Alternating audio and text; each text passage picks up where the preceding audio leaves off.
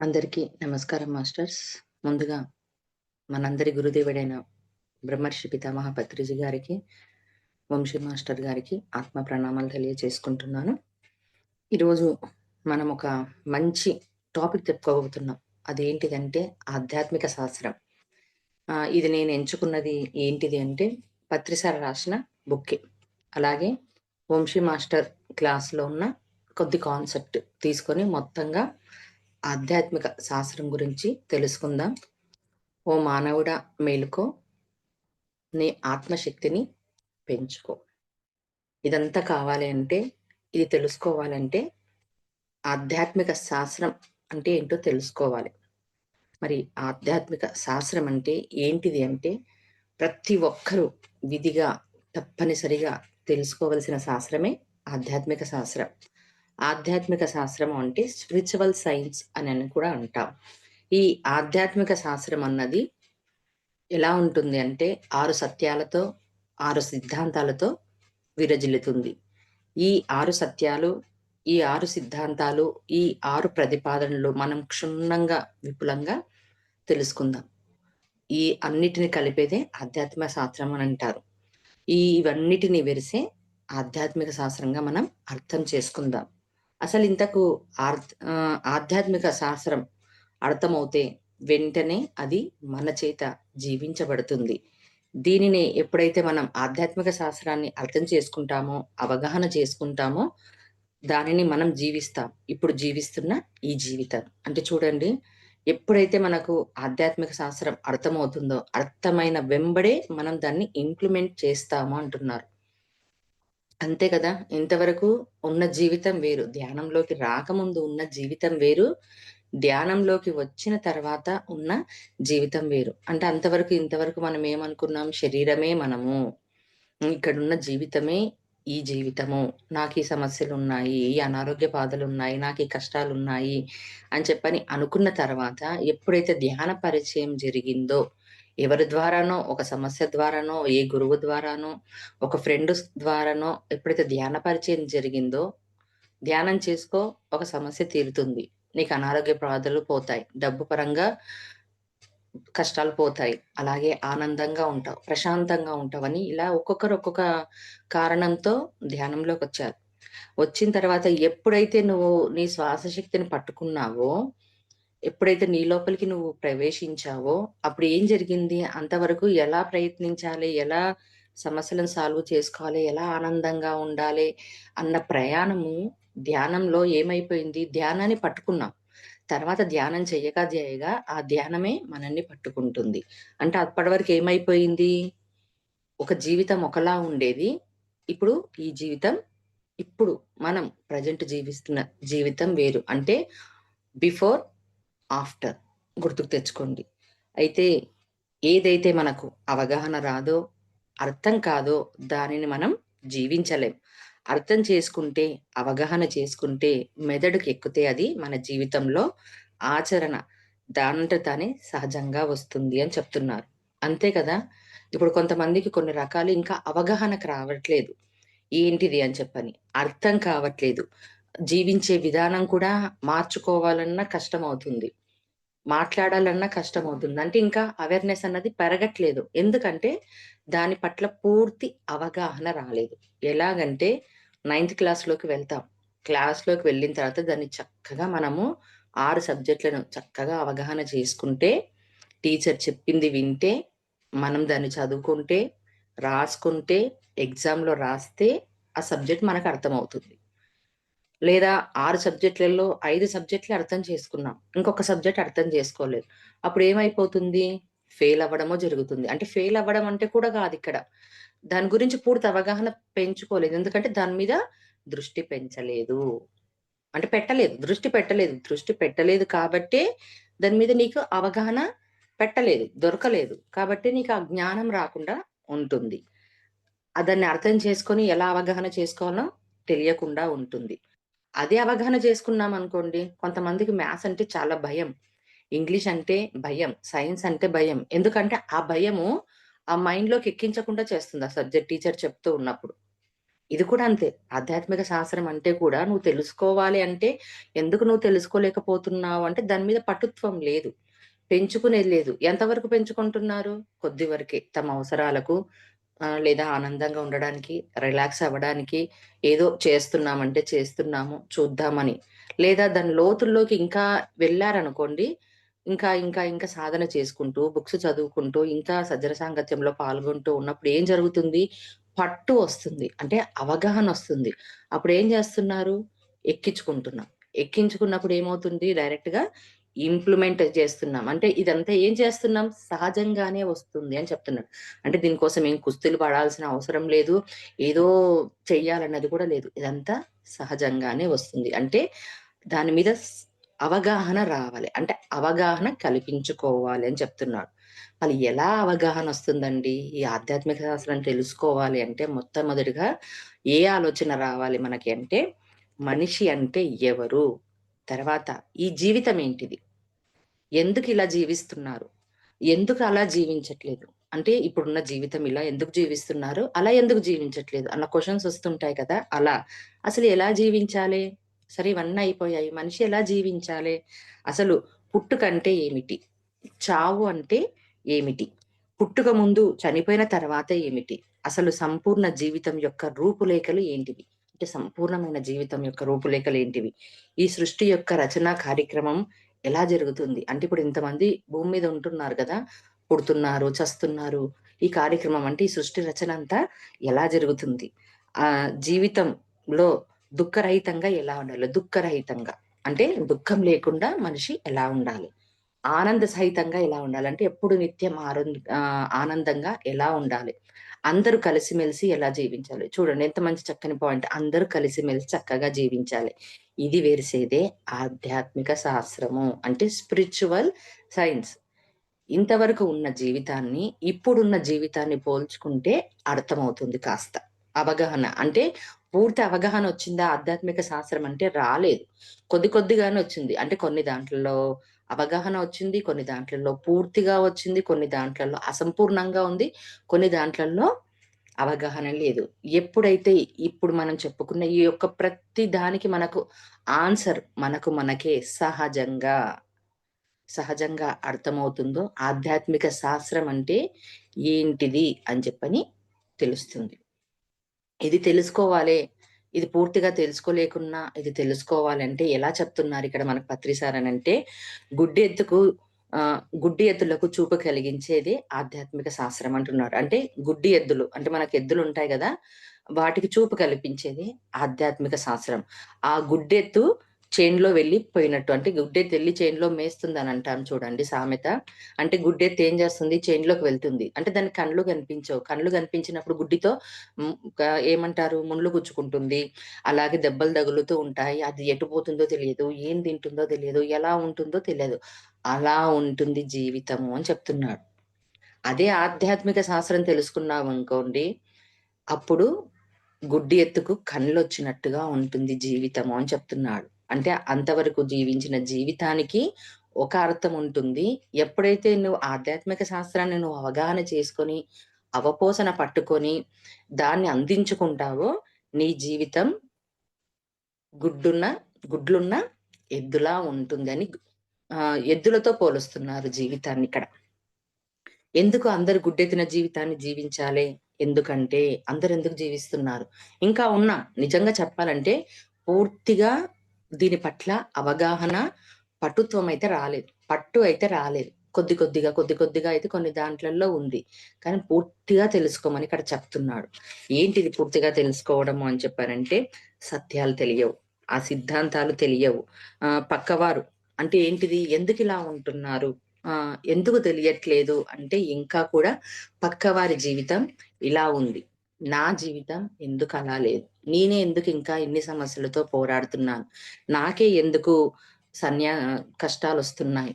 మిగతా వారు పాపాలు చేస్తున్నా ఆరోగ్యంగా, ఆనందంగా వాళ్ళు జీవిస్తున్నారు కదా! నాకెప్పుడు ఈ కష్టాలొస్తాయి? అంటే ఇదంతా గూడా గుడ్డిగా అనుకోవడమే కదా! అంటే అసలు రహస్యం వెనక ఉంది. మళ్ళీ ఆ రహస్యాన్ని తెలుసుకోకుండా పక్కవానితోనే జీవితం. ఏమవుతుంది? ఇంట్లో వాళ్ళు, మన బంధువులు, చుట్టుపక్కల వాళ్ళు ఉన్నప్పుడు చూడు వాడెంత చక్కగా బట్టలేసుకొనున్నాడు. వాడెంత ఆనందంగా కనిపిస్తున్నాడు. వాడు కారు కొనుక్కున్నాడు, ఇల్లు కొనుక్కున్నాడు. అరే! నాకెందుకు లేదు? లేదా వాళ్ళు ఆరోగ్యంగా కనిపిస్తుంటారు. అరే! నాకు అనారోగ్యం ఉంది. నేనెందుకు ఇలా లేకపోతున్నాను? లేదా కొంతమందికి భర్త చనిపోయి ఉంటారు. అయ్యో! వాళ్ళ జీవితం చూడు ఎంత చక్కగా ఉంది. నా జీవితం ఇలా లేదు. కొంతమందికి భర్త సరిగ్గా ఉండడు. అయ్యో! వీళ్ళందరూ భర్తతో ఎంత ఆనందంగా ఉంటున్నారు. నాకెందుకు రావట్లేదు. అంటే ఇంకా ఈ దుఃఖాలు, ఈ సమస్యలు ఇవన్నీ ఏంటిదంటే నువ్వు పూర్తిగా ఆధ్యాత్మిక శాస్త్రం అంటే ఏమిటో తెలుసుకోలేదు. అదే చెప్పాడు. చక్కగా నువ్వు తెలుసుకున్నావు, అవగాహనొచ్చింది అంటే నీకు సహజంగానే అర్థమైపోతుంది. అంటే ఆ సినిమా అంతా అర్థమైపోతుంది. ఇంక వీటి మీద ఏమి ఉండవు అని చెప్తున్నాడిక్కడ. మళ్ళా ఇదంతా ఎవరు తెలుసుకున్నారు? ఈ ఆధ్యాత్మిక శాస్త్రం గురించి తెలుసుకున్న వాళ్ళు ఏమవుతారు అంటే స్పిరిచువల్ సైంటిస్ట్‌లు అవుతారంట. స్పిరిచువల్ సైంటిస్ట్‌లు ఎవరవుతారు? ఎవరున్నారయ్యా అంటే ఇప్పుడు మనం చెప్పుకుంటున్నాం చూడండి భగవంతుళ్ళు, కృష్ణుడు, జీసస్ క్రైస్టు, బుద్ధుడు మనకిష్టం ఉన్న దైవం ప్రతి ఒక్కరు కూడా స్పిరిచువల్ సైంటిస్ట్‌లే. ఏంటిది స్పిరిచువల్ సైంటిస్ట్ అని చెప్పంటే వాళ్ళందరూ ఇది రీసెర్చ్ చేశారు. ఇందాక మనం చెప్పుకున్నాం కదా! మనిషి అంటే ఎవరు? జీవితం అంటే ఏంటిది? ఎందుకిలా జీవిస్తున్నారు? ఎందుకలా చేస్తున్నారని ఇదంతా వాళ్ళు ఎన్నో జన్మల్లో జన్మ తీసుకొని రీసెర్చ్ చేసి ఓకే. ఇలా జీవించగూడదు. మనిషి అనేవాడు ఇలా జీవించాలి. ఈ ఆనందం కోసమే వచ్చారు. అందరూ ఒకటే. వాడు నేనే. అందరూ ఎవరెవరి అనుభవం కోసం వచ్చారు అని చెప్పని అనుకుంటూ మొత్తంగా వాళ్ళు ఇన్వెస్టిగేషన్ చేశారు. మొత్తం వాళ్ళు తెలుసుకున్నారు. ఎలా తెలుసుకున్నారు వీళ్ళందరూ అనంటే ధ్యానం చేశారు. ధ్యానం చేసి ఎలా జీవించాలి? ఏంటిది? పరమాత్మ అంటే ఎవరు? ఆత్మ అంటే ఎవరు? నా చుట్టూ ఉన్నవాళ్ళు ఎవరు? అందరూ అలా ఉండి మొత్తంగా తెలుసుకొని వాళ్ళు ఇప్పుడు మనం దేవాలయాలు కట్టి పూజలు చేస్తూ ఉన్నవాళ్ళు ఎవరయ్యా వాళ్ళందరూ అనంటే ఇలానే వాళ్ళు కూడా కష్టాలు పడి, సాధించి, జ్ఞానం తెలుసుకొని ఇప్పుడు మనకు భగవంతునిగా పూజలు చేపించుకుంటున్న వాళ్ళు వీళ్ళందరూ కూడా. అంటే వాళ్ళు మొత్తం దీన్ని ఆధ్యాత్మిక శాస్త్రాన్ని అవపోసన పట్టినారు. మొత్తంగా తెలుసుకున్నారు. తెలుసుకున్న దాన్ని ఆచరించారు. ఇంప్లిమెంట్ చేసుకున్నారు. అదే నేనిందాక చెప్పింది. మనకు మొత్తంగా తెలియదు కాబట్టే ఇంకా ఇక్కడనే ఉన్నాం. కానీ ఆ ప్రయత్నంలోనే ఉన్నాం. మళ్ళీ ఆధ్యాత్మిక శాస్త్రమే ఒకటే ఉందా? ఇంకేమైనా శాస్త్రాలున్నాయా అంటే, ఉన్నది ఒక్కటే ఒక్కటి. ఆధ్యాత్మిక శాస్త్రము అంటే స్పిరిచువల్ సైన్స్. ఇదే ఒకటి ఉంది. ఇంక వేరే ఏమి లేవు. అందరూ కూడా ప్రతి ఒక్కరు కూడా ఇక్కడ పత్రిసార్ మనకేం చెప్తున్నారంటే, ఈ స్పిరిచువల్ సైన్స్ ఆధ్యాత్మిక శాస్త్రాన్ని తెలుసుకొని, అవలంబించి ప్రతి ఒక్కరు కూడా బుద్ధులు కావాలి. వర్ధమాన మహావీరులు కావాలి. ఒక జీసస్ క్రైస్ట్ కావాలి. ప్రతి ఒక్కరు కూడా ఈ శాస్త్రాన్ని తెలుసుకొని కావాలి అని చెప్తున్నారు. మళ్ళా దీనికి ఏం కావాలి? అనంటే, సరే ఇంత తెలుసుకోవాలి కదా! మళ్ళీ ఎలా చెయ్యాలి అంటే సన్యాసం పుచ్చుకోకూడదు. అది చెప్పాడు కదా! ఎప్పటికి సంసారంలోనే నిర్వాణం. దీని గురించి నువ్వెక్కడ వెళ్ళాలంటే ఏ సన్యాసం తీసుకోనవసరం లేదు. ఏ అడవుల్లోకి వెళ్ళాల్సిన అవసరం లేదు. హిమాలయానికి పోనవసరం లేదు. ఇప్పుడు నువ్వేదైతే చేస్తున్నావో, వ్యవసాయం చేస్తున్నావా? వ్యవసాయం చెయి. బిజినెస్ చేస్తున్నావా? బిజినెస్ చెయి. గృహిణిగా ఉంటున్నావా? గృహిణిగా ఉండు. జాబ్ చేస్తున్నావా? జాబ్ చేస్తూ ఉండు. నువ్విప్పుడు ఏదైతే అయి ఉన్నావో, అదే పని చేసుకుంటూ, అక్కడనే ఉంటూ, నువ్వు సన్యాసం పుచ్చుకోకుండా ఆధ్యాత్మిక శాస్త్రాన్ని తెలుసుకో. ఏది వదిలిపెట్టాల్సిన అవసరం లేదు అని ఇక్కడ చెప్తున్నారు. అయితే దీంట్లో ఏంటిదంటే, లేమి అన్నది ఉండొద్దు. అంటే, నా దగ్గర ఇది లేదు. అన్నీ ఉన్నాయి. నిజం చెప్పాలంటే, ప్రతీది మనకన్నీ ఉన్నాయి. కానీ లేని దాని కోసం ఆహ్, ఉన్నదాన్ని వదులుకుంటున్నాం. ఉన్నదాన్ని ఆనందంగా అనుభవించకుండా, లేని దాని కోసం లేనిదెక్కడ ఉంది అంటే పక్క వాళ్ళతో ఉంది. పక్క వాళ్ళతో ఉండడం వల్ల తెలియకుండానే పక్క వాళ్ళతో పోల్చుకుంటూ ఇంకా మొత్తంగా ఉన్నారంటే ఖచ్చితంగా ఉన్నారు. ఉన్నారు కాబట్టే ఆ బాధొస్తుంది. ఆ పెయినొస్తుంది. పక్క వాళ్ళతో ఎప్పుడైతే పోల్చుకోవో నీకు ఆ బాధ రాదు. ఆ దుఃఖం రాదు. ఏమి రాదు. అంటే ఇంకా అది ఉంది. అందుకని ఏం చెప్తున్నాడిక్కడ మనకు పత్రి సార్ మంచి మెసేజ్ అంటే, లేమి అన్నది వదిలిపెట్టండి. మీ అజ్ఞానాన్ని వదిలిపెట్టండి. అప్పుడే మీకు ఆధ్యాత్మిక శాస్త్రం అంటే ఏమిటో తెలుస్తుంది. సరే ఇంత చెప్పుకున్నాం. ఆధ్యాత్మిక శాస్త్రం అంటే ఏంటిది? ఇంతకంటే 6 సత్యాలతో అని చెప్పాడు కదా! 6 సత్యాలు. 6 సిద్ధాంతాలు. ఆ 6 ఏంటివి అంటే 1 ఆత్మ సిద్ధాంతం, 2 పునర్జన్మ సిద్ధాంతం, 3 కర్మ సిద్ధాంతం, 4 పురోగమన సిద్ధాంతం, 5 యోగ సిద్ధాంతం, 6 అనేక సిద్ధాంతాలు. అంటే ఈ 6 అన్ని కలిపినవే ఆధ్యాత్మిక శాస్త్రం. ఈ 6 తెలుసుకున్నాం అనుకోండి, ఆధ్యాత్మిక శాస్త్రం అనేది మొత్తంగా తెలిసిపోతుంది. తెలుసుకుంటే ఒకటి కాదు, ఆచరించాలి. అంటే ఇవన్నీ భగవంతులని ఇప్పుడు మనం చెప్పుకుంటున్న వాళ్ళు, బుద్ధుడని చెప్పుకుంటున్న వాళ్ళు వీళ్ళందరూ కూడా తెలుసుకున్నారు, అన్వేషించారు, శోధించారు. ఏం ఖాళీగా రాలేదు. ఏ జన్మను కూడా వాళ్ళు వృధా చేసుకోలేదు. ప్రతి జన్మలో మనం కూడా ఏ జన్మ వృధా చేసుకోలేదు. ప్రతి జన్మలో అనుభవాన్ని తెలుసుకుంటున్నాం. ఎంతో కొంత నేర్చుకుంటూనే ఉన్నాం. అందుకే పత్రి సార్ చెప్తాడు, ఏ జన్మ వృధా కాదు. ఎప్పుడైతే ఏ జన్మ వృధా కాదు, ఏ జన్మ నీచమైనది, ఏ జన్మ అల్పమైనదని కాదని అనుకుంటామో, మన లోపల బుస్టప్ అంటే అవును కదా, నేను ఇన్ని జన్మలు చూసుకున్నాను కదా, ఏ జన్మ ఒకటి వృధా కాదు కదా, అన్ని అద్భుతమైన జన్మలు. అది దొంగతనమైనా సనివ్వండి, రేపిస్ట్ అయినా అవ్వనివ్వండి, చంపిన వాడైనా సరే అవ్వనివ్వండి. అంటే అక్కడి నుంచి, ఆ తప్పులో నుంచే కదా, అజ్ఞానంలో నుంచి జ్ఞానం వచ్చింది. ఆ తప్పు చేయకపోతేనే కదా నాకు ఇది తప్పు అని తెలిసేది. మంట ఉంది, మంట దగ్గర చెయ్యి వేలు పెడతాము. గా దానికి పెడితేనే కదా నొప్పి అవుతుంది అని తెలిసేది. మంచు పర్వతంలోకి వెళ్ళి మంచులో పెడితేనే కదా చల్లగా ఉంటుందని తెలిసేది. తెలియదు కదా! చేస్తేనే తెలుస్తుంది అని చెప్పారు. మరి ఫస్ట్ దానికి వెళ్దాం. ఏంటిది అంటే ఫస్ట్‌ది ఆత్మ సిద్ధాంతం. ఇదే అస్సలైనది. తెలుసుకుంటే మిగతావన్నీ అర్థమవుతాయి. ఏంటిది ఆత్మ సిద్ధాంతం అంటే, మొట్టమొదటిగా మనం తెలుసుకోవాల్సింది ఏంటిదంటే, మనం శరీరం కాదు, ఆత్మ పదార్థాలం. ఉన్నదల్లా ఆత్మ చైతన్యమే, ఆత్మ పదార్థమే. అంటే భూమి మీద ఉన్నదంతా కూడా సకల చరాచర జీవరాశుల్లో ప్రతి ఒక్కరిలో ఉన్నది కూడా ఆత్మ పదార్థమే. అహం బ్రహ్మ తస్వమసి అన్నది ఫస్ట్ తెలుసుకోవాలి. ఇది అందరికీ తెలుసుగా. తెలిసినా ఏ రోజైనా దీని మీద పట్టు వచ్చిందా? రాలే. దీని పూర్తిగా మాట వరకే ఉంది. ఇంప్లిమెంటేషన్ ఎప్పుడైతే వచ్చిందో మారిపోతుంది కంప్లీట్‌గా. ఆత్మ సత్యము, ఆత్మ అయామాత్మ, నేను ఆత్మ, ఎదుటివాడు ఆత్మ, ప్రతి జీవిలో ఉన్నది ఆత్మే. ఆటోమేటిక్‌గా మారిపోతుంది. అక్కడ ఉన్నది ఆత్మ పదార్థమే. ఇప్పుడు నీ భర్తలో ఉన్నది కూడా ఆత్మ పదార్థమే. నీ పిల్లల్లో ఉన్నది ఆత్మ పదార్థమే. నీ కోడల్లో ఉన్నది ఆత్మ పదార్థమే. అది ఎంతవరకు ఉంటుంది అంటే, మాట పై పెదవి వరకే ఉంటుంది. లోపల ఆచరణలోకి వచ్చే వరకు ఏం జరుగుతుంది? మనసన్న మాయ చేసి బంధాన్ని పెట్టి కొడుకు, కోడలు, భర్త, ఆడపడుచు, బిడ్డ, డబ్బు అన్నది ఉంటుంది.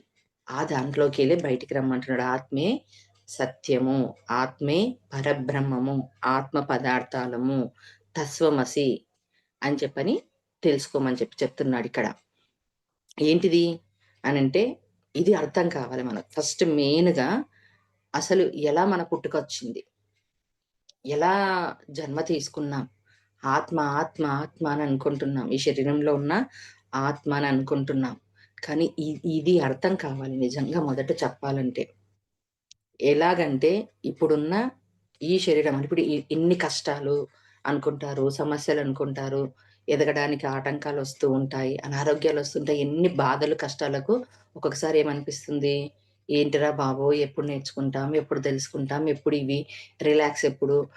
ఎంత చేస్తూ ఉన్నా ఇంకా వస్తూ ఉంటాయి కదా! అని అనిపిస్తూ ఉంటాయి గదా!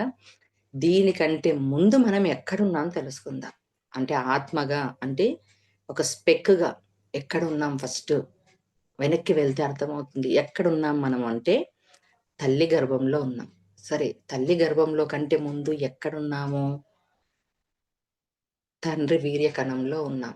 మరి ఆ తండ్రి వీర్య కణం కంటే ముందు ఎక్కడున్నాం?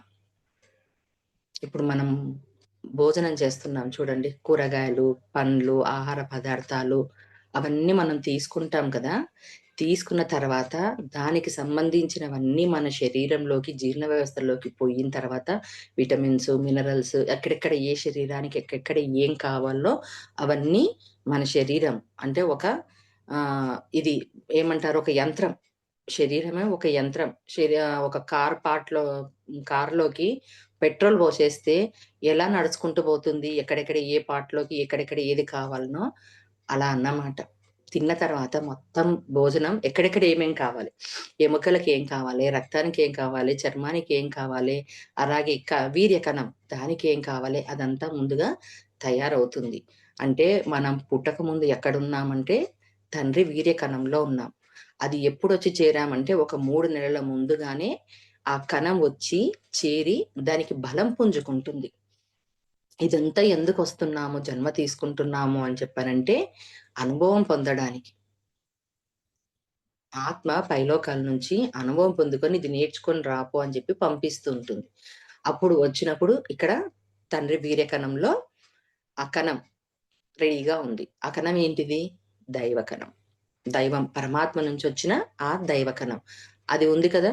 అక్కడనే ఉంది. తర్వాత ఇద్దరు తల్లి, తండ్రి ఇద్దరి కలయికతో అండంలో నుంచి వీర్య కణంలో నుంచి అండంలోకి వెళ్ళాలి.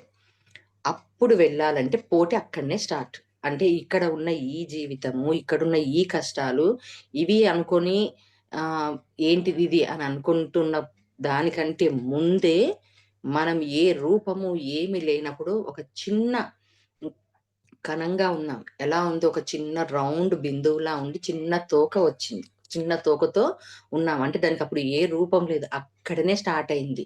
తల్లి గర్భంలోకి ప్రవేశించాలంటే 30,00,00,000 కణాలు, జీవ కణాలు మొత్తంగా వచ్చి యుద్ధం చేస్తాయి. ఎక్కడ యుద్ధం చేస్తాయి? పైలోకాల నుంచి కిందికి ఫాస్ట్‌గా వచ్చి తల్లి గర్భం అంటే ఒక తల్లి గర్భాన్ని ఎంచుకుంటాం కదా! ఆ తల్లి గర్భంలోకి ఎంచుకోవడానికి 30,00,00,000 శుక్ల కణాలు వచ్చేస్తాయి. వచ్చిన తర్వాత తల్లి గర్భాశయం చుట్టూ 3,000 శుక్ల కణాలు పోరాడుతూ ఉంటాయి. అంటే ఇక్కడ దానికి ఎవరు ట్రైనింగ్ ఇచ్చారు? ఎవరు చెప్పారు? ఏం చేశారు? అంటే చూడండి ఎంత విచిత్రంగా ఉంది, ఎంతగా ఉంది అని. మళ్ళా ఆ 3,000 కణాలు మొత్తం గర్భాశయం చుట్టూ తిరుగుతూ దారి దొరకదు. చెయ్యదు. అక్కడనే ఆ కణం దారి దొరికించుకోవాలి. తల్లి గర్భాశయంలోకి వెళ్ళాలంటే ఆ స్పెక్ దారి కల్పించుకోవాలి. అంటే ఇక్కడనే యుద్ధం స్టార్ట్ అయింది. సరే వెళ్దాము అంటే మన శరీరంలో ఉన్న యాంటీబయాటిక్స్ ఉంటాయి గదా! అవేం చేస్తాయి? బయట ఉన్న ఏ దాన్ని రానియ్యవు. మనకది తెలుసు. ఇప్పుడు మనలో ఉన్న యాంటీబయాటిక్స్ బయట ఉన్న ఏ కణాన్ని కానీ, ఏ జీవిని కానీ మన లోపలికి రానియ్యవు, నెట్టేస్తాయి. అక్కడ యుద్ధమే. అంటే పైలోకాల నుంచి రావడానికి ఒక కణంగా ఒక స్పెక్కుగా రావడానికి తల్లి గర్భంలోకి ఇంత యుద్ధం స్టార్ట్ అయ్యింది. తర్వాత లోపలికొచ్చిన తర్వాత 3,000 అంటే సంఖ్య తగ్గింది. అంటే మధ్యలో ఆ యుద్ధంలో ఫాస్ట్‌గా వస్తున్నప్పుడు కొన్నవి మరణిస్తాయి. 3,000 అయిపోయాయి. మళ్ళా ఇక్కడ లోపల ఉన్న యాంటీబయాటిక్స్ ఏవైతే ఉన్నాయో మనకి అవి పోరాడుతుంటాయి రానివ్వకుండా. వాటితోనూ యుద్ధం స్టార్ట్ చేశాం. యుద్ధం స్టార్ట్ చేసిన తర్వాత అయిపోయిన తర్వాత పోరాడిన తర్వాత తల్లి గర్భాశయానికి తానే దారి వెతుక్కుంటుంది. అంటే గోడలు చీల్చుకొని లోపలికి వెళ్తూ ఉంటుంది. అంటే ఒక వెలుగులా దానికి కనిపిస్తుంది. అదే పరమాత్మ లీల అని చెప్తాం అది. అదే పరమాత్మ. ఆ కణం అక్కడ కనిపిస్తుంది. అక్కడ దారి వెతుక్కొని వెళ్ళి తల్లి అండాశయంలో చేరుతుంది. అంటే తల్లి క్రోమోజోమ్, తండ్రి క్రోమోజోమ్ కలిసి పిండంగా ఏర్పడుతుంది. అంటే చెప్పండి. ఇక్కడ మనము ఉన్న ఈ యుద్ధం కన్నా పుట్టకముందు ఎంత యుద్ధం చేశాం. అంటే మీరు, నేను, ఇప్పుడు జీవిస్తున్న మనుషులు ప్రతి ఒక్కరు కూడా అదే తస్వమసి. అది అర్థం చేసుకోవాలి. రూపాలు వేరుగా ఉండొచ్చు. కలర్ వేరుగా ఉండొచ్చు. ఆకారాలు వేరుగా ఉండొచ్చు. ఆడ, మగ ఉండవచ్చు. ఉన్నవాడు, లేనివాడు ఉండొచ్చు. అదంతా కర్మ సిద్ధాంతం. అది తర్వాత తెలుసుకుందాం. ఇది అర్థమవ్వాలి. ఇది పూర్తిగా ఎక్కించుకోవాలి. అంటే ఇంప్లిమెంట్ చేసుకోవాలి. నేను ఎలాగైతే ఈ శరీరాన్ని ఇంత అద్భుతంగా భగవంతుడు సృష్టించిన ఈ శరీరాన్ని నేను తీసుకొని వచ్చానంటే దీని వెనక నేను ఎంత యుద్ధం చేశాను. ఎంత తాపత్రయపడ్డాను. మామూలుగా వచ్చామా? మామూలుగా అస్సలు రాలేదు. మామూలుగా రాకుండా ఎంత కష్టపడొచ్చా. ఆ కష్టం ముందు ఇప్పుడు పడుతున్న కష్టం ఎంత తక్కువ. అసలిది కష్టమే అనకూడదు నిజం చెప్పాలంటే. కష్టాలు, బాధలు ఇవన్నీ కావు.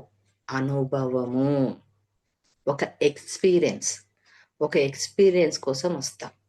ఒక్కొక్క జన్మ అనిపిస్తది ఏంటిది వెధవ జీవితం ఇంతవరకు ఉన్నదంతా. అంటే అప్పటికి ఇప్పటికి మారిపోయింది. అంటే ఇంకా దీన్ని మనం పెంచుకోవాలి. ఇంకా దీన్ని ఇంకా పట్టు రావాలి. ఏదో ఉన్నామా, తిన్నామా, పండుకున్నామా, ఒక గంట ధ్యానం చేశామా, విన్నామా కాదు. అంటే తీసుకున్న జీవితము ఎంత యుద్ధరంగం చేసొచ్చాం. మళ్ళా ఆ యుద్ధరంగం అప్పుడు చేసొచ్చినప్పుడు ఇక్కడ ఏమయ్యింది? ఎందుకు నీరసించిపోయాము? అక్కడ లేని జ్ఞానము, అక్కడ లేని ఆరాటము, అక్కడ తెలివిని ఉపయోగించకుండా తల్లి గర్భంలో తానే రంధ్రం చేసుకొని లోపలికి ప్రవేశించడానికి చేసిన సాధనంతా, యుద్ధమంతా ఏమయ్యింది? అన్నది ఆలోచనలోకి రావాలి. ఎప్పుడైతే అది ఆలోచనలోకి వచ్చిందో, అరే! నేను ఇలానే వచ్చాను. వాళ్ళు కూడా అంతే కష్టపడొచ్చారు. వాళ్ళు ఆ శరీరాన్ని తీసుకొనొచ్చారంటే, ఏ దాని కోసం వచ్చారో. ఇప్పుడు వాళ్ళని చూసి నేనెందుకు అసూయపడాలి? వాళ్ళు చక్కగా ఉన్నారా? నేనెందుకు లేనని నేనెందుకు బాధపడాలి? అదే ఇన్ఫీరియారిటీ, సూపీరియారిటీలోకి వెళ్తేనా ఇన్ఫీరియారిటీలోకి వెళ్తా. లేదా సూపీరియారిటీలోకి వెళ్తా. ఏంటిది నా జీవితం ఇలా ఉందని. లేదా అహంకారంలోకి వెళ్ళిపోతాం. అంటే ఈ 2 ఉండకూడదు. ఆత్మోన్నత అన్నది ఇక్కడ మనకు ఉండకూడదు. ఎలా ఉండాలి అని చెప్పానంటే, మార్పు ఎలా రావాలి అంటే, నేను భగవంతుడినే. నేను భగవంతుడి నుంచే వచ్చాను. వాళ్ళు కూడా భగవంతుడి నుంచే వచ్చారు. వాళ్ళు నేర్చుకోవడానికి నేనొచ్చాను. ఎవరికన్నా ఎక్కువ కాదు. నేను ఎవరికన్నా తక్కువ కాదు. అన్నది పెంచుకోవాలి. ఎప్పుడైతే అది పెంచుకున్నామో, ఈ ఇన్ఫీరియారిటీ, ఈ సుపీరియారిటీ 2 పోతాయి. అలా దీని గురించి తెలుసుకోవాలి. ఆత్మ, ఆత్మ సిద్ధాంతం గురించి తెలుసుకోవాలి. ఎలాగంటే టేస్ట్ ఒక మనకొక హోటల్ ఉందనుకోండి. ఎందుకు వస్తూ ఉంటాం, మనం పోతూ ఉంటాము, జన్మలు తీసుకుంటూ ఉంటాము. ఒక్కొక్క జన్మలో ఒక్కొక్కటి ఎలా తీసుకుంటూ ఉంటాము అనంటే, ఒక హోటల్‌కెళ్దాం. ఏదైనా ఒక మనకు నచ్చిన హోటల్ ఉంటుందిగా. ఒక టిఫిన్ సెంటరో హోటలేసుకుందాం. హోటల్‌కి వెళ్ళినప్పుడు ఒక ఊరికెళ్తాం. వెళ్ళినప్పుడు ఒక హోటల్ ఎంచుకుంటాం. ఒక రెస్టారెంట్. అక్కడ ఫుడ్ బావుంటుంది. పోయినప్పుడు ఏం చేస్తాము? ఆ ఫుడ్ తింటాం. ఒక రోటీ అనుకోండి, ఒక బిర్యానీ అనుకోండి, ఇంకా సంథింగ్ ఏదో ఒక స్నాక్స్ తింటాం. ఏం చేస్తాము? దాని టేస్ట్ నీకు నచ్చింది. బావుంది. అంటే ఆ ఎక్స్‌పీరియన్స్ వచ్చింది. ఆ టేస్ట్ నీకు తగిలింది. తగిలిన తర్వాత మళ్ళా కొన్ని రోజుల తర్వాత ఒక సంవత్సరానికో, 2 సంవత్సరాలకో మళ్ళా అదే వెంట ప్రయాణం పోతూ ఉంటావు. అప్పుడు నీకేం గుర్తుకొస్తది? ఆ హోటలే గుర్తుకొస్తది. అంటే అంతవరకు ఒక 2 టేస్ట్ చేశావు. తర్వాత ఇంకా మిగిలిపోయినాయి. ఆ రెస్టారెంట్‌లో ఫుడ్ చాలా బావుంటుంది. అప్పుడేం జేస్తావు? ఇలా వెళ్ళినప్పుడల్లా టేస్ట్ జూస్తావు. దాన్ని ఆస్వాదిస్తావు. సరే మళ్ళీ ఇంకొకసారి తిన్నదే మళ్ళీ నువ్వు తింటూ ఉంటావు. ఇవన్నీ ఎందుకు చేస్తావంటే నచ్చింది కాబట్టి. ఆ మాధుర్యం ఏంటిదో, ఆ రుచి ఏంటిదో అనుభవించాం కాబట్టి. అలా ప్రతి మనిషి కూడా ఆ అనుభవం కోసం, ఆ మాధుర్యం కోసం, దాని కోసం, ఆనందం కోసం జన్మ తీసుకుంటాడు. అది ఎక్కువ జన్మైనా, తక్కువ జన్మైనా, మంచి జన్మైనా, ఉన్నతమైన, దొంగైనా, ఏదైనా. అంటే మెయిన్‌గా ఇది అర్థమయ్యి, మనం మార్చుకుంటే మిగతాదంతా ఈజీగా అర్థమవుతుంది. అంటే ఇక్కడనే అయిపోతుంది. ఇక్కడనే మనసులోకొచ్చేసి వాడు వేరే, నేను వేరే. నేనెందుకు ఒప్పుకోవాలి? నేనెందుకు దిగాలి? ఇక్కడనే సుపీరియారిటీ, ఇన్ఫీరియారిటీ. లేదా వాళ్ళు తిట్టారా? ఏమన్నా అన్నారా? ఇన్ఫీరియారిటీలోకి వెళ్ళిపోతాం. లేదా తగ్గకూడదంటే సుపీరియారిటీలోకి వెళ్ళిపోతాం. అదే తస్వమసిలోకి ఉన్నామనుకోండి, ఆత్మన్యూనతలో నుంచి కాకుండా అతను ఆత్మ, నేను నా ఆత్మ. అతడు నేర్చుకోవడానికొచ్చాడు, నేను నేర్చుకోవడానికొచ్చాను. అతడు అనుభవం పొందుతున్నాడు, నేను అనుభవం పొందుతున్నాడు. అతడు బంగారు ప్లేట్‌లో తింటే, నేను స్టీల్ కంచంలో తింటున్నాను. అతను కార్‌లో పోతే, నాది సైకిల్ మీద వెళ్తున్నాను. అని ఎప్పుడైతే నీకీ బ్యాలెన్సింగ్ వచ్చేసిందనుకోండి, ఇప్పుడు మారిపోతుంది జీవితం అన్నది. అంటే ఆ మార్పే మనకిది తెలియచేస్తుంది. ఆత్మ సిద్ధాంతం. ఎలాగంటారా? ఇంకా అర్థం కావాలి దీన్నంటే, మనం ఆత్మ పదార్థం అని తెలుసుకోవాలనంటే, ఒక రాయి ఉందనుకోండి. ఆ రాయే నువ్వు ఆత్మ పదార్థం. ఆ రాయిని శిల్పంగా చెక్కాలి. శిల్పంగా చెక్కాలి అనంటే ఏం చేస్తాడు శిల్పికారుడు? కొడుతూ ఉంటాడు దాన్ని. రాయిని అన్ని దెబ్బలేస్తూ, ఏస్తూ దానికి రూపం ఇస్తాడు. ఎలాంటి రూపం ఇస్తాడు? దేవ రూపం ఇస్తాడు, మనిషి రూపం ఇస్తాడు. ఏదో ఒక రూపం శిల్పి ఇస్తారు. అంటే అది ఎన్ని దెబ్బలు పడాలి? ఎన్ని దెబ్బలు పడంగా ఒక శిల్పంగా మారుతుంది. అంటే మొదటగా ఆత్మగా వచ్చి ఎన్ని దెబ్బలు తింటే సులభంగా తయారవుతుంది. అంటే ఆ పరమాత్మునిలా తయారవ్వాలంటే భూమి మీదకి మనం రావలసిందే. అలాగే ఆత్మ పదార్థం అంటే ఒకటి తెలుసుకున్నాం. ఇంకొక ఎగ్జాంపుల్. ఇంకొకటి ఏంటిది? మనం సినిమా టాకీస్‌కి వెళ్తాం. సినిమాకి వెళ్తాం. వెళ్ళిన అక్కడ ఏముంటుంది? స్క్రీన్ ఉంటుందా లేదా? స్క్రీన్, తెల్లని స్క్రీన్ మనకు పోయిందాడే కనిపిస్తూ ఉంటుంది. తెల్లని స్క్రీన్ కనిపించిన తాడే ఏ ఫిగర్ కనిపించదు. ఎప్పుడైతే సినిమా నీకు స్టార్ట్ అవుతుందో అక్కడ బాలకృష్ణ వస్తాడు, వెంకటేష్ వస్తాడు, ప్రతి ఒక్క అల్లు అర్జున్ వస్తారు, రమ్యకృష్ణ వస్తుంది. అందరొచ్చి ఏం చేస్తారు? ఆ 3 గంటల సినిమా చూస్తాం. ఎంజాయ్ చేస్తాం, నవ్వుతాం, డాన్స్ చేస్తాం, ఏడుస్తాం, విచారణ వస్తే విచారిస్తాం, ఎమోషన్ వస్తే ఎమోషన్ అవుతాం, తిట్టాలనిపిస్తే తిడతాం, చేస్తాం. అంటే ఆ 3 గంటల టైంలో రకరకాలవన్నిటిని సన్నివేశం అంతా చూసొచ్చిన తర్వాత సినిమా అంతా అయిపోతది. సినిమా అంతా అయిపోయిన తర్వాత ఏమవుతుంది? మళ్ళా తెరలా కనిపిస్తుంది. అప్పుడు ఏమనుకుంటాం? సినిమా అయిపోయింది. ఇంక ఇంటికెళ్దాం పా అని అనుకుంటాం. అలానే మన జీవితం కూడా. అంటే జస్ట్ ఇక్కడికి మనం ఒక సినిమా జీవించడానికి నాటకంలో ఒక డ్రామా జరుగుతుంది. ఆ డ్రామాలో పాత్ర పోషించడానికి వచ్చాం. ఎలా అంటే ఆ స్క్రీనే మన ఆత్మ పదార్థం. ఆత్మ కూడా అనొద్దు, ఆత్మ పదార్థం. ఈ భూమి మీద అన్ని సర్వజీవుల్లోనూ ఉన్నది, పంచభూతాలలోనూ ఉన్నది, సూర్యుడు, చంద్రుడు, భగవంతుడు మనలోను ప్రతి ఒక్కరిలో ఉన్నది కూడా ఆత్మ పదార్థమే. తర్వాత సినిమా స్టార్ట్ అయింది. అంటే ఇక్కడ మన బాడీ తీసుకొనొచ్చాం. అంటే ఆత్మ పదార్థానిగా ఉంటూ బాడీని తీసుకొనొచ్చాం. ఆ బాడీ ఏంటిదంటే వెంకటేష్, నాగార్జున, అల్లు అర్జున్ పాత్రలు. సరే వాళ్ళొక సినిమా అయిపోయింది. ఒక సినిమా అంతా కష్టపడ్డారు, చేశారు, మనం చూసాం, పొయ్యాం. తర్వాత ఒక్క సినిమాతోనే ఆగిపోతారా? వెంకటేష్ గాని, చిరంజీవి గాని ఆగిపోరుగా. ఈరోజు విలన్‌గా పాత్ర పోషించాడు. నెక్స్ట్ టైమ్ ఏం చేస్తారు డైరెక్టరు, అబ్బా! ఎంత చక్కగా పెట్టాడు గదా! ఇంకొక సినిమాకెళ్దాం. ఇంకొక క్యారెక్టర్ ఇతనికిద్దాం అని చెప్పని మళ్ళా డైరెక్టరొస్తారు. మళ్ళా ఆ సినిమాని నటిస్తాడు. అక్కడ మంచి భర్తగా ఉంటాడు. అంతవరకు విలన్‌గా ఉన్నవాడు మంచి భర్తగా ఉంటాడు. తర్వాత ఒక ఇన్స్‌పెక్టర్‌గా వస్తాడు. ఒక లాయర్‌గా వస్తాడు. అలా మనం కూడా తీరన్న ఆత్మ పదార్థాలలో శరీరాన్ని తీసుకొని వచ్చి జీవించడానికొచ్చాం. ఎవరు? అందరూ కూడా. నేను కాదు, అందరూ. ఇదే మనం మొత్తంగా తెలుసుకోవాలి. ఒక చెట్టు ఉంది. ఇప్పుడు మనం ఒక చెట్టు కింద కూర్చొని ఎండ ఎండ తగులుతున్నప్పుడు, వర్షం వస్తూ ఉన్నప్పుడు మనం నీడ కావాలని చెట్టు దగ్గరికి వెళ్తాం. అసలు ఆ చెట్టు వచ్చి నీకు నీడనిస్తుంది, చేస్తుందంటే దాని పుట్టుక ఎక్కడి నుంచొచ్చింది? అంటే విత్తనం నుంచొచ్చింది. నీడ ఇస్తుంది. పూలు పూస్తుంది, పండ్లిస్తుంది, కాయలు కాస్తూ ఉంటుంది. మళ్ళీ ఇవన్నీ ఇస్తుంది అనంటే దాని మూలం ఎక్కడ దాగింది అంటే విత్తనం. మళ్ళా ఆ విత్తనానికే నీరు సరిగ్గా పోసి, సరిగ్గా పెంచితే నీకు ఫలాన్నిస్తుంది.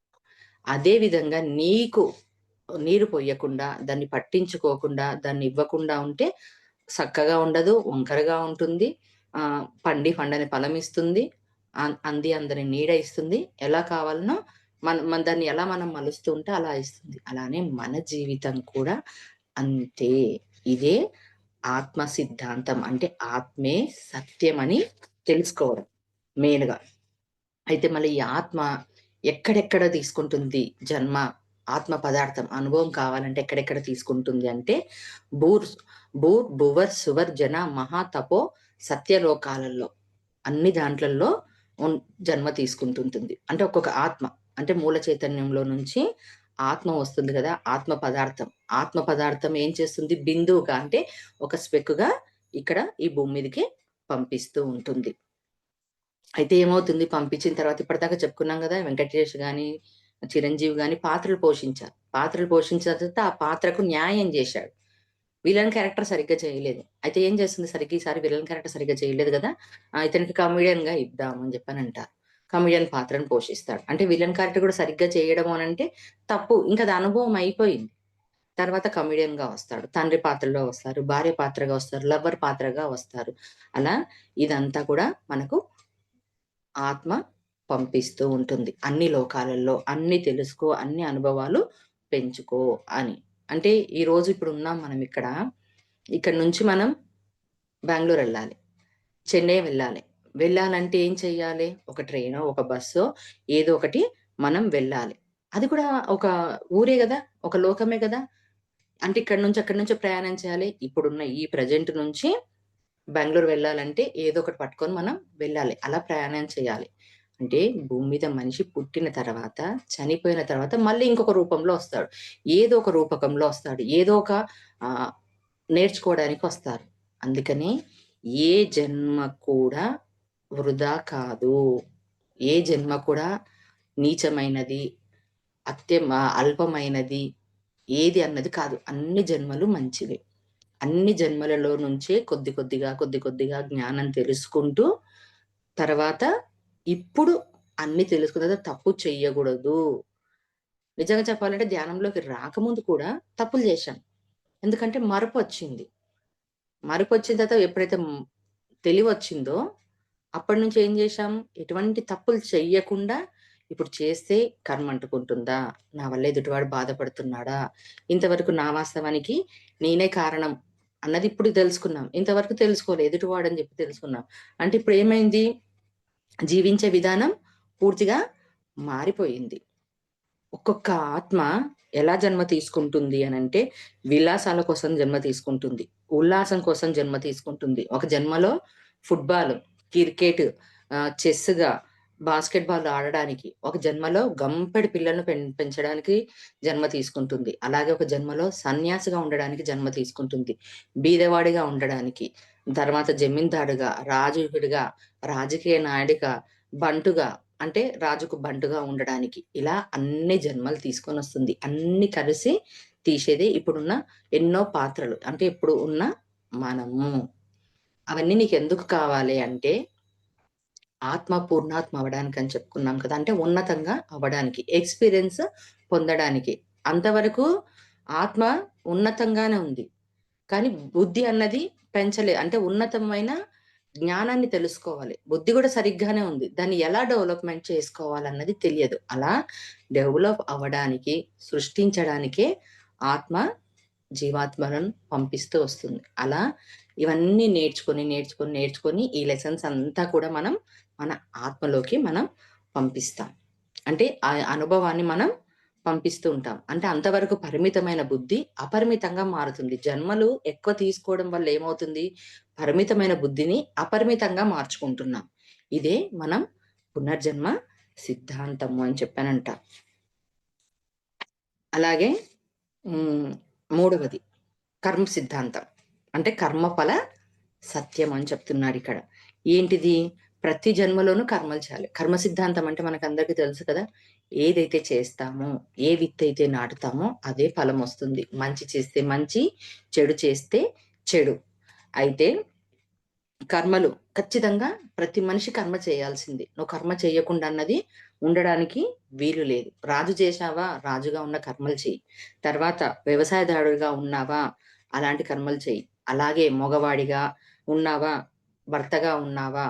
ఆ కర్మలను నువ్వు చేయాల్సిందే. చెయ్యకుండా అన్నది ఉండడం మాత్రం అన్నది జరగదు. అయితే అక్కడ ఎరకతో చేయాలి. ఎందుకు కోల్పోయాము అని చెప్పానంటే శరీరాన్నయితే తెచ్చుకున్నాం. కానీ మనసుని తెచ్చుకోలేదు.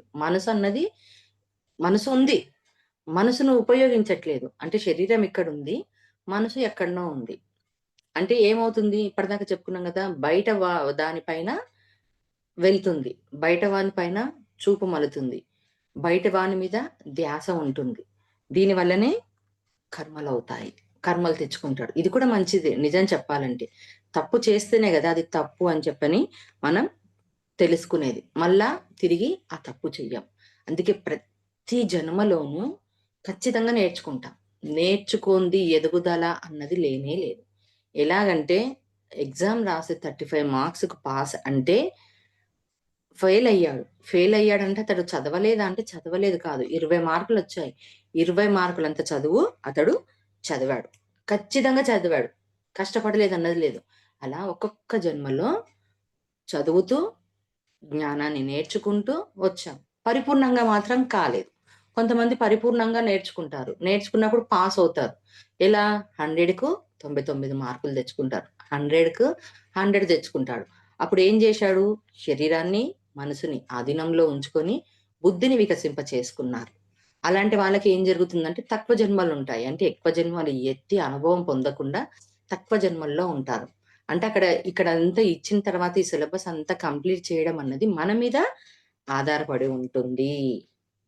కానీ నిజంగా చెప్పాలంటే ఇవన్నీ వచ్చిన తర్వాత భగవంతుడు మాయ అన్నది చేసి మరుపునిచ్చేస్తాడు. మాయలో ఇస్తాడు.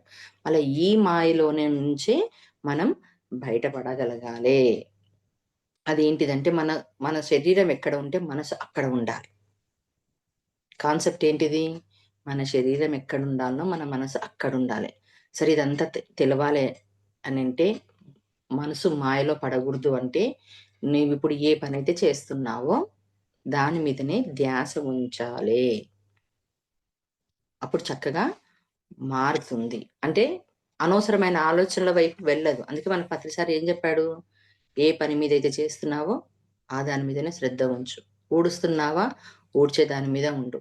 ధ్యానం చేస్తున్నావా? శ్వాస మీద విను. క్లాస్ వింటున్నావా? నీ మనసంతా ఎక్కడుండాలి? చెప్పే క్లాస్ పైన. బుక్ వింటున్నావా? ఆ బుక్ మీదనే చదవాలి. అంటే ఎక్కడైతే నువ్వు ఉన్నావో నిద్రపోతున్నావా? నీ శరీరం పైనే ఉండాలి. తింటున్నావా? అంటే నీ పంచేంద్రియాలు, జ్ఞానేంద్రియాలు, నువ్వు తినే రుచి, టేస్ట్ దీని మీద నీ ధ్యాస ఉండాలి. అప్పుడేమవుతుంది? మనసు ఎటు వెళ్ళదు. మనసుని నీ ఆధీనంలో ఉంచుకోవా? ఎటో పరిగెత్తుతుంది.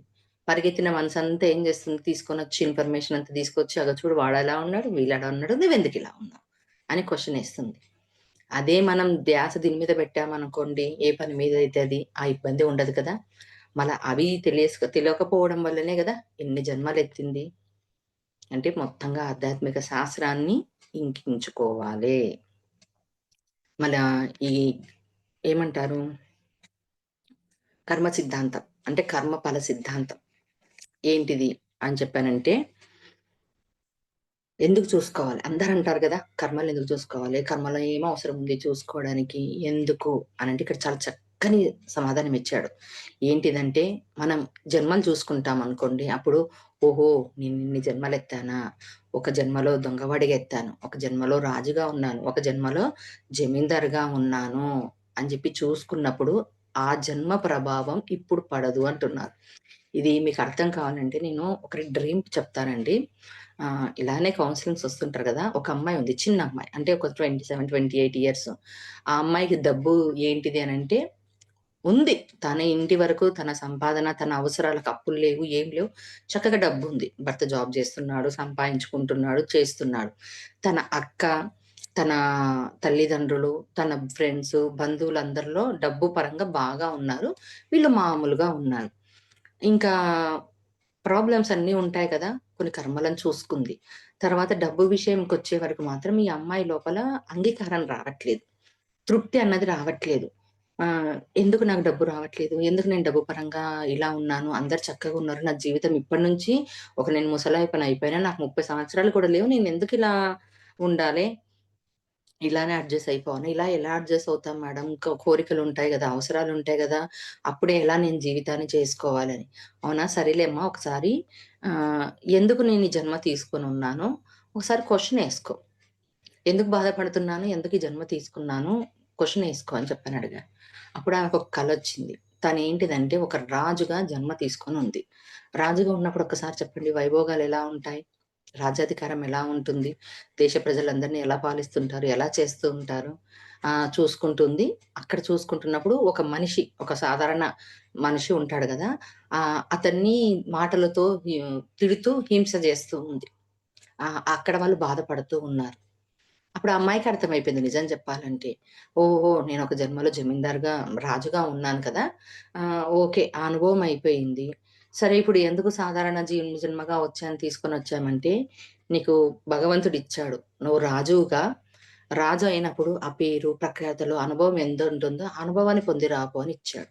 ఇప్పుడు చెప్పుకున్నాం గదా! మనసొక చోట ఉంటుంది. శరీరం ఒక చోట ఉంటుందని.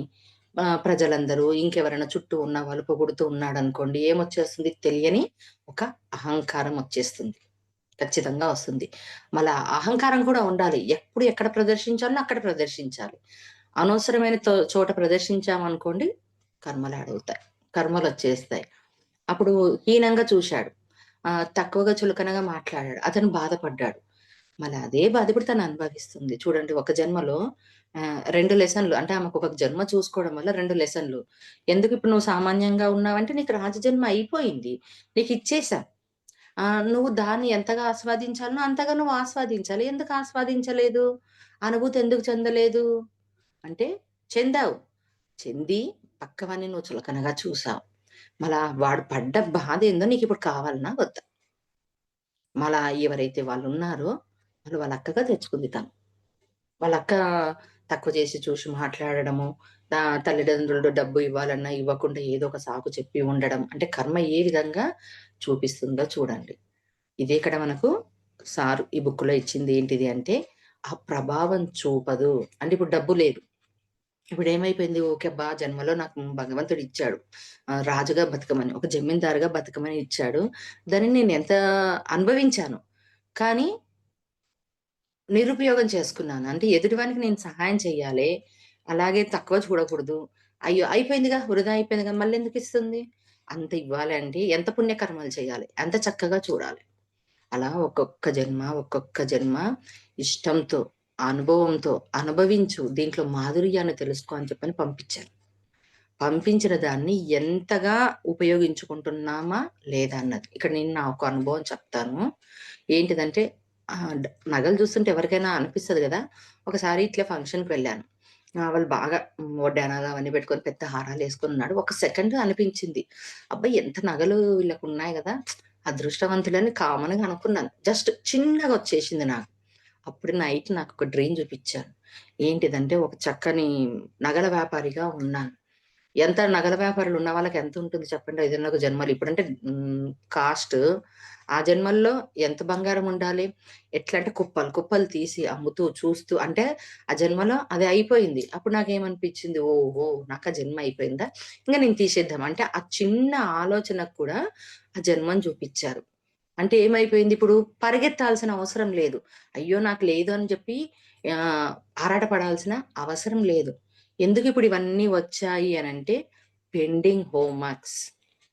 ఏవేవైతే ఎవరినైతే తెలిసి బాధ పెట్టామో, తెలియకుండా బాధ పెట్టామో, తర్వాత కొన్ని కావాలని చెప్పి చేశామో, అవన్నిటికి ఇప్పుడు పెండింగ్ హోంవర్క్స్ అంతా కంప్లీట్ చేసుకోవడానికొచ్చాం.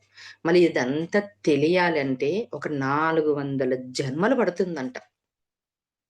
అంటే ఏది మంచి, ఏది చెడు అని. మానవ జన్మ ఎత్తిన తర్వాత, జస్ట్ మానవ జన్మ ఎత్తిన తర్వాత 4, 5 వందల జన్మల తర్వాతనే అర్థమవుతుందంట. అంటే అంతవరకు ఏం జేస్తారు? ఎలా అంటే అలా బతుకుతారు. ఎలా అంటే అలా జీవిస్తారు. అది కూడా నిజం చెప్పాలంటే తప్పేం కాదు. మంచిదే. అంటే సాధారణ ఆత్మ అంటే ఏమి తెలియని ఒక ఆత్మ భూమి మీదకి వచ్చి మంచి, చెడు తెలుసుకునే క్రమంలో మాయలో పడిపోయి, అజ్ఞానంలో ఉంటూ, తప్పులు చేస్తూ, అరే! ఈ తప్పు నేను చేశాను, తిరిగి మళ్ళీ చెయ్యకూడదని ఇంకొక జన్మ తీసుకొని వచ్చి, ఆ క్రమంలో కొన్ని నేర్చుకుంటుంది, కొన్ని నేర్చుకోకుండా ఉండిపోతుంది. కొన్ని అనుభవం అసలకే తీసుకోదు. అలా అంటే అన్నీ ఏమవుతుంది రోజు రోజుకి పెండింగ్ పడుతూ ఉంటుందిగా. స్కూల్‌లో టీచర్ మనం 9థ్ క్లాసు, 10థ్ క్లాస్ తీసుకుందాం. వచ్చినప్పుడు ఫస్ట్ నుంచి చక్కగా చదివితే నీకు లాస్ట్ వరకు బర్డెన్ అవ్వదు. ఏమి చదవకుండా ఎగురుతాం, చేద్దాం, సినిమాలు చూద్దాం, ఎంజాయ్ చేద్దాం, ఫ్రెండ్స్‌తో మాట్లాడదాం, చాటింగ్ చేద్దాం అంటే ఒక 2 నెలలు పండగ ఎగ్జామ్స్ వచ్చే ముందు నుంచి భయం స్టార్ట్ అయితది. టెన్షన్ వచ్చేస్తది. ఇప్పుడు మన ఇంట్లో పిల్లలను కూడా ఏం చేస్తాం? అప్పటి వరకు గాడిదలా ఉన్నావు, ఎగిరావు, చేశావు. ఇప్పుడు చదువని ఫోర్స్ చేస్తామా లేదా? ఎప్పుడొచ్చేస్తది? ఎండింగ్‌కొచ్చే వరకు. ఇవి కూడా అంతే. కర్మలన్నవి ఎండింగ్‌కొచ్చే వరకు ఆత్మ ఏం చేస్తుంది? ఇన్నున్నాయా? బాబోయ్! ఇన్ని వద్దు. నేను వదిలించుకుంటాను, చేస్తాను ఎలాగైనా సరే అని చెప్పని వస్తుంది. ఎందుకంటే దానికి ఆత్మశక్తి ఉంది. అందుకే మనిషి మేలుకో, ఆత్మశక్తిని పెంచుకో. ఉంది నీ లోపల ఉంది. అంటే ఇంత డాటా ఉంది. ఇన్ని జన్మల్లో పొందిన డాటా ఉంది. మంచి జన్మలున్నాయి, చెడ్డ జన్మలు ఉన్నాయి, ఏమి తెలియని జన్మలు ఉన్నాయి. మళ్ళదంతా కంప్లీట్ చేయాల్సింది నీకే. ఎందుకు అంటే సినిమా, సినిమా ఆడడానికి వచ్చాము. జీవించడానికి వచ్చాము. అనుభవం నేర్చుకోవడానికొచ్చాం. ఆత్మ పంపించింది. పంపించినప్పుడు కంప్లీట్‌గా మనం మరి ఇవన్నీ చేయాలనా? చేయకూడదా? ఖచ్చితంగా చేయాలి. అందుకని ఈ 400 జన్మలయిపోయిన తర్వాత ఒక్కొక్క జత ఏది బాల్య స్థితి. బాల్యాత్మ, యవ్వనాత్మ, ప్రౌఢాత్మ, వృద్ధాత్మ ఇలా అన్నీ వచ్చి తన జన్మ పరంపరని పూర్తి చేసుకుంటుంది. అందుకనే ఇంతవరకు మనం ఏంటిది, మన శరీరాన్ని కాదు, ఆత్మలమే అని చెప్పని తెలుసుకున్నాము. తర్వాత పునర్జన్మ ఉంటుంది అన్నది తెలుసుకున్నాం. మరి కర్మ సిద్ధాంతం అన్నది తెలుసుకున్నాం. మరి పురోగమన సిద్ధాంతం. పురోగమన సిద్ధాంతము అంటే తిరోగమనం ఉండదు. పురోగమనమే ఉంటుంది. ఇందాక మనం చెప్పుకున్నాం కదా! ప్రతి ఆత్మ ఖచ్చితంగా కొద్దిగా కాకుండా కొద్దిగన్నా నేర్చుకుంటుంది. నేర్చుకోకుండా మాత్రం ఉండదు. తిరోగమనం అంటే వెనక్కి మళ్ళీ చూసేది ఉండదు. అంటే ప్రతి జన్మలోనూ కొద్ది కొద్దిగా నేర్చుకుంటూనే ఉంటుంది. అదే మనకు పురోగమన సిద్ధాంతం. యోగ సిద్ధాంతం. యోగ సిద్ధాంతం అంటే ఏంటిది అని చెప్పంటే, ఇవన్నీ ఆత్మై ఆత్మ పదార్థాలమని, పునర్జన్మ ఉంటుంది. అంటే పునర్జన్మ ఖచ్చితంగా ప్రతి మనిషికి ఒక జన్మ అన్నది ఉంటుందని, అలాగే కర్మ మంచి చేస్తే మంచి, చెడు చేస్తే చెడు ఉంటుందని, ప్రతి జన్మ కూడా నీచమైనది, తెల్పమైనది కాదు. కొద్ది కొద్దిగా నేర్చుకుంటూ ఉన్నామని యోగ సిద్ధాంతం. అంటే యోగం ఎప్పుడైతే నువ్వు ధ్యానం చేస్తావో, ధ్యాన సాధనలోకి నీ లోపలికి నువ్వు వెళ్తావో, ఇవన్నీ నువ్వు చూసుకుంటూ ఉంటావో, అన్ని జన్మలు చూసుకుంటావు, అన్ని లోకాలను సందర్శిస్తుంటావు, మొత్తంగా బుక్కులు చదువుతూ ఉంటావు. ఏంటిది యోగ సిద్ధాంతం అంటే యోగీశ్వరుని కామంటారు కదా! అది కావాలంటే ఈ 4 తెలుసుకుంటూ ఏం చెయ్యాలి అని చెప్పంటే, ప్రతిరోజు ధ్యానం చెయ్యాలి. తర్వాత సజ్జన సాంగత్యం. సజ్జన సాంగత్యం అంటే మంచి మనుషులతో, మంచి మాటలతో ఉంటూ, మంచి వారితో స్నేహం కల్పిస్తూ డెవలప్ అవ్వాలి. తర్వాత స్వాధ్యాయం అంటే ప్రతిరోజు కూడా మంచి బుక్స్, మంచి మాస్టర్స్ అందించిన బుక్స్ చదవాలి. తర్వాత స్వాధ్యాయం అంటే సెల్ఫ్ చెకింగ్. అరే! నేను నిన్నటి రోజు వరకు ఇంత ఆనందంగా చక్కగా ఉన్నాను. ఎందుకు నాలో ఈరోజు ఈ కోపం వచ్చింది? ఎందుకు నాకు ఈ బాధ కలిగింది? సరే ఈ బాధకు కారణం ఏంటిది? బయట వారి ప్రభావమా? నాలో ప్రభావమా? ఏంటిది? నేనిలా ఉండకూడదు కదా! అని ఎప్పుడూ ఆత్మ పరిశీలన, స్వ అధ్యయనం చేసుకుంటుండాలి. తర్వాత ప్రబోధం. ఏంటిది? తెలుసుకున్నది చెప్తూ మిగతా వారికి ఆ జ్ఞానాన్ని అందిస్తూ ఉండాలి. అంటే తెలుసుకోవాలి, చెప్తుండాలి. ప్రబోధాలు. ఇవన్నీ ఎప్పుడైతే అవుతాయో యోగ, యోగీశ్వరుడు అవుతావు. ఈ యోగీశ్వరుడు అయిపోయిన తర్వాత సిక్స్త్‌ది అనేక సిద్ధాంతము. అంటే ఇప్పుడున్నది ఈ ఒక్క లోకమే కాదు. ఎన్నో లోకాలున్నాయి. కోటాను కోట్ల లోకాలున్నాయి. కోటాను కోట్లన గ్యాలక్సీ ఉన్నాయి. కోటాను కోట మనుషులు అన్ని రకరకాలవి ఉన్నాయి అని తెలుసుకునేది అనేక సిద్ధాంతాలు. ఇన్ఫినిటీ అనంతం. అసలు నిజం చెప్పాలంటే ఎన్ని లోకాలున్నాయి? ఏంటివి? అన్నది తెలియజేసుకోవడానికి ఎన్ని జన్మలెత్తాలనో, ఎంత చెయ్యాలనో. అంటే ఇన్ఫినిటీ ఉన్నది అని చెప్పి తెలుసుకుంటాం. అంటే ఇవన్నీ తెలుసుకున్న తర్వాత దీన్ని ఆచరించేదే ఆధ్యాత్మిక శాస్త్రం. అంటే ఫస్ట్‌గా మనకు మొదటగా పట్టుకోవాల్సింది ఏంటిదంటే ఆత్మ సిద్ధాంతం. ఆత్మ సిద్ధాంతం నుంచి అనేక సిద్ధాంతాలు అంటే ఎన్నో లోకాలు ఉన్నాయి. ఇన్ఫినిటీ అనంతం. నేర్చుకోవలసింది ఈ రోజుటితో అయిపోతుందా అంటే లేదు. ఎంతో మనకు నేర్చుకోవలసింది ఉంది. అని తెలియచెప్పేదే ఆధ్యాత్మిక శాస్త్రం. మళ్ళీ ఈ ఆధ్యాత్మిక శాస్త్రాన్ని ఎవరైతే ఇప్పుడు మనం చెప్పుకుంటున్న బుద్ధుడనుకోండి, జీసస్ క్రైస్ట్ అనుకోండి, సూర్యుడనుకోండి, మహాదేవుడనుకోండి, అమ్మవారనుకోండి, వీళ్ళందరూ కూడా ఈ భూమి మీదకి జన్మ తీసుకొని, ఇవన్నీ అవపోసన పట్టి, అవగాహన చేసుకొని ఆచరించిన వాళ్ళు. మనం కూడా చేస్తున్నది కూడా ఇదే. దీంట్లో ఏమవుతుంది వాళ్ళు సీనియర్ అయిపోయారు. ఇంకా పెరుగుతున్నారు. ఇప్పుడు మనం దండలేసి, అగరబత్తులు పెట్టి, హారతులిచ్చి, నైవేద్యాలిచ్చి ఇక్కడనే ఉంటే, వాళ్ళేం చేస్తున్నారు అంటే పైలోకాలలో ఇంకా జన్మలు తీసుకుంటూ, ఇక్కడ జన్మలు తీసుకుంటూ మనకు తెలియదు. వాళ్ళది ఆగిపోయిందా? ఎదుగుదల అంటే ఆగిపోలేదు. ఇంకా ఎత్తుతూ ఇంకా ఆహ్, సృష్టించాలి. ఇంకా విశ్వాలను సృష్టించాలి. ఇంకా తెలుసుకోవాలి. ఇంకా అనంతంగా పెరగాలి. కాబట్టి వాళ్ళ జర్నీ ఆగలేదు. వాళ్ళ నుంచి ఇంకా ఆత్మలను రిలీజ్ చేస్తూ, అనుభవానికి పంపిస్తూ నేర్చుకుంటూనే ఉన్నారు. మళ్ళీ ఇక్కడనే ఆగిపోవాలనా? ఇంకా మనం ముందుకు వెళ్ళాలనా? అన్నది ఎవరిది వాళ్ళమే నిర్ణయించుకోవాలి. ఇదే అసలైన ఆధ్యాత్మిక శాస్త్రం అంటే. అంటే నిన్ను నువ్వు తెలుసుకో, నిన్ను నువ్వు ఉద్ధరించుకో అని చెప్పేదే ఆధ్యాత్మిక శాస్త్రం. Okay masters. Thank you. Thank you very much. ఇంతసేపు ఎంత చక్కగా విన్నారు. మీ అందరికి కూడా కృతజ్ఞతలు.